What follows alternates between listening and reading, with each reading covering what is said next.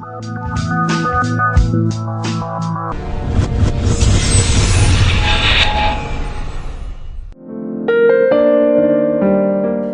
இயக்க போற அடுத்த பிரம்மாண்டமான படம் தான் ஐ. விக்ரம் ஹீரோவா நடிக்கிற இந்த படத்துல ஹீரோயின்ஸ் விஷயத்துல நிறைய குழப்பங்கள் இருந்துகிட்டு வருது.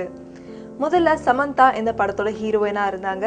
ஆனா அவங்க வெளிநாட்டுல ஸ்கின் ட்ரீட்மெண்ட் பண்றதால படத்துல இருந்து விலகிட்டாங்க. அடுத்து ஏமி ஜாக்சன் இந்த படத்தோட ஒரு ஹீரோயினா கன்ஃபார்ம் ஆனாங்க.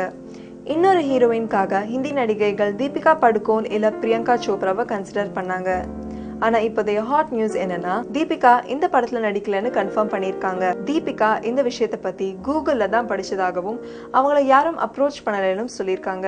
தீபிகா இந்த விஷயத்தை கிளாரிஃபை பண்ணிட்டதால இப்போ எல்லாரோட கண்ணும் பிரியங்கா சோப்ரா மேலதான். பிரியங்கா இதுல நடிக்க ஒத்துக்கிட்டா இது அவங்களோட 2வது தமிழ் படமா இருக்கும். இந்த படத்தை பத்தி நாளுக்கு நாள் பரபரப்பு அதிகமாயிட்டே போகுது.